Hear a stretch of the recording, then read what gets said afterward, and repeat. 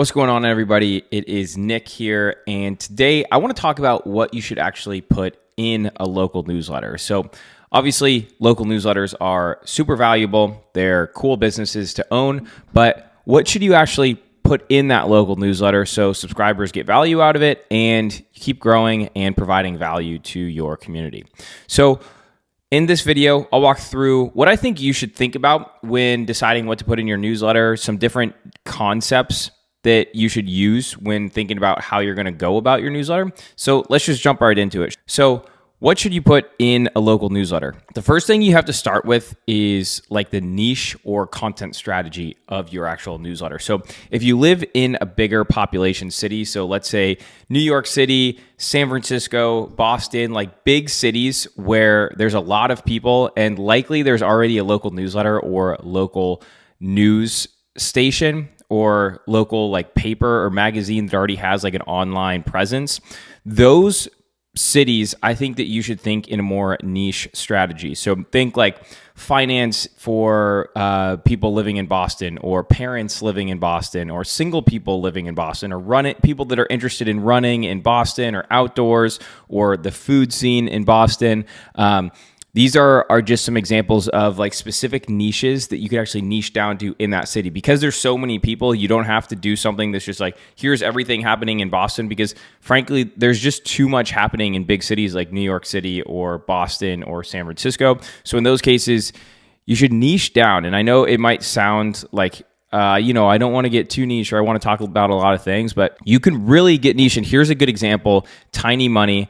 They just focus on finance in the Charlotte area. So you can't tell me this doesn't work, right? I want to say, they have 7,000 subscribers.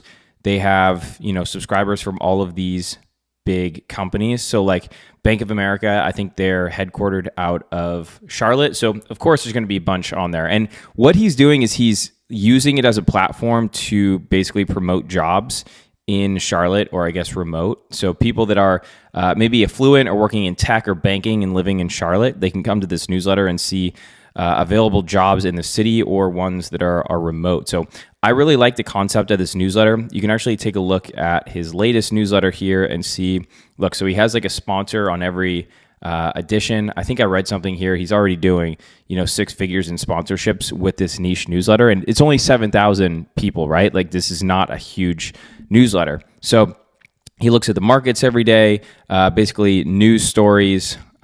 Tipsy Pickle invests around $6 million in huge build out. 24 people got iced on Blockbuster opening weekend. So yeah, he's talking about basically like a pickleball court opening up in Charlotte. He's got his sponsor here. He's got a local story of like someone in, a 25-year-old in Charlotte starting a franchise, and then, a job board and all these different stories. They're all like finance or business related within Charlotte, right? So he's not going super broad, and this works really well. Now, Charlotte is one of those big cities where it probably already has a newsletter or a local news station or local paper that's online. So you can go really niche in a city like that.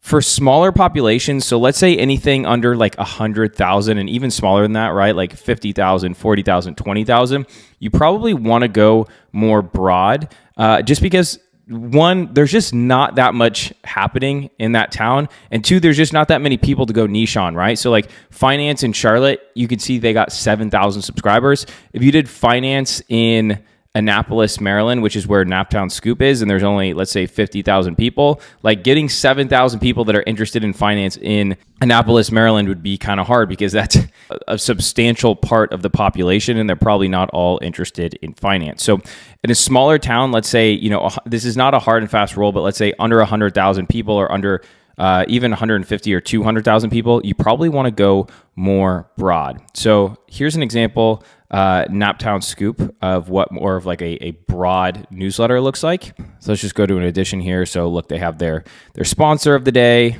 At the top there, they have the digest, which is like the most recent news stories. They have like a feature of their own Instagram here, local business, another sponsor, what's happening. So they have the events that are happening here. It's basically, civil news, weather. It's basically like updates, live music, sports, like general overview of what's happening in Annapolis, Maryland, local stories, things like that. So that's what I would do if I was in a smaller area. And I would just go more general, right? Like there's way more to write about and way more content you can go off of.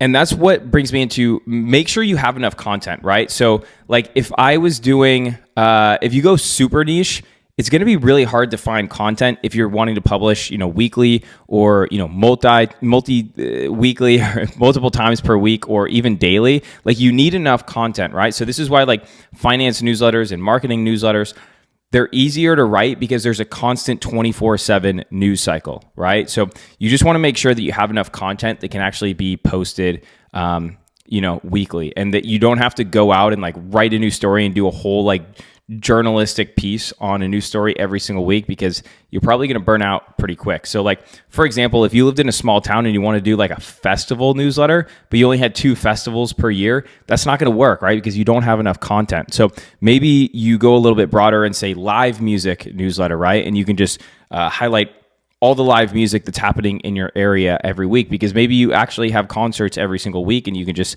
talk about those. And maybe you just go broader and you just say local music, right? So you can do live music. You can also do like local artists and do like profiles on them. You can always go a little bit broader, but you want to make sure you don't go too niche to where there's like not enough content to cover every week. And again, if you want to do multiple sends per week or daily, you probably need to go more broad. So like Naptown Scoop, that is done daily. And they can do that because there's news stories every day, there's local events every day, and there's topics to talk about every day. But like if they were doing finance in Annapolis, maybe they could get away with doing it every once a week or twice a week. But that would be really hard to do every single week because there's just not that many stories. And that brings me to the fact that you want to have a repeatable format, right? So like if we look at Annapolis or Naptown Scoop, this is like pretty repeated, right? So they look at the sports, live music, weather, civil news, then he has the events. So like this is like a template essentially that he fills in every single newsletter, so that one, it's easier to write, right? Like you don't want to sit down and think, okay, what am I going to write today, right? You know exactly what sections you need to fill in, and you just need to go in, find those stories, input them, and write them, right? Like it's going to make it a lot easier on you. And then you're also letting the readers know what to expect. So, you want your readers to be looking forward to what you send. So if they know what to expect and they have a favorite section, like, hey, I open this because I want to see the events happening this weekend, or I open this because, hey, I just want to check what the weather is for the rest of the week. You want them to have something to look forward to and basically get familiar with the format of your newsletter.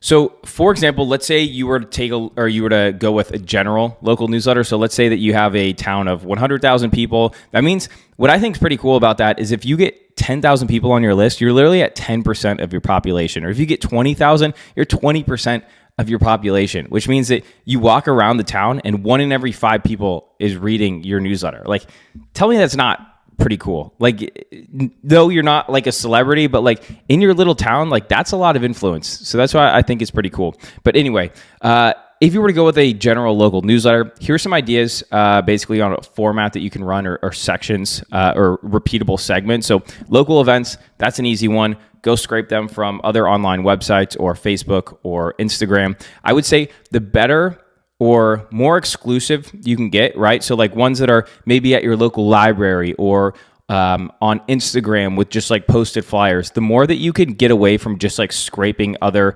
available places online, the more valuable it is, right? Because it's events that people can't find in other places. Next, news stories, right? So you can probably find like your local news station, or there's probably already like a local newspaper that's like super outdated and barely hanging on by a thread. You can just go get your stories from them, right? Like you don't need to become an entire news reporter here. Go find the stories that are already posted about your area, summarize them, link the actual article, give them credit, and post them in your newsletter. Local business features, right? So this is always a cool one. You can do a write-up on like your favorite restaurants or coffee shops, or like local service business, or like businesses that are doing good for your community, or just ones that are like cool new launches, right? So in the Charlotte one, he featured like a local entrepreneur that just is going into mosquito misting systems, right? So he's opening up a new business here. This would be a cool feature on like his story and how he got into it. And, it could probably also send him business. You can also focus on local charities. So for my own local newsletter, we actually get a lot of outreach from local charities looking to get featured. And this is a section that we're launching here shortly, right? So you can actually feature these charities. You're doing good, makes you feel good. You're doing good for the community. And it's another section. People are probably interested. Like, I don't know what charities I have here locally. It would be interesting to see who's here, what they do, and sort of how I can get involved if I want to. You also feature new restaurants. This is like news stories, right? So new restaurants, restaurant reviews, things like that. Those are always fun. And weather, that's very easy. You can actually just ask Perplexity to give you the weather for like the next 5 days and put it in a specific format, and then copy it right into the newsletter. So overall, honestly, there's no right or wrong way to do this. All you want is for your readers to get value out of what you're sending. So they look forward to seeing what you put in every newsletter, right? You want them opening your emails. That's the whole point of a local newsletter. So make sure that you're sending stuff out that keeps them coming back and opening up your newsletter.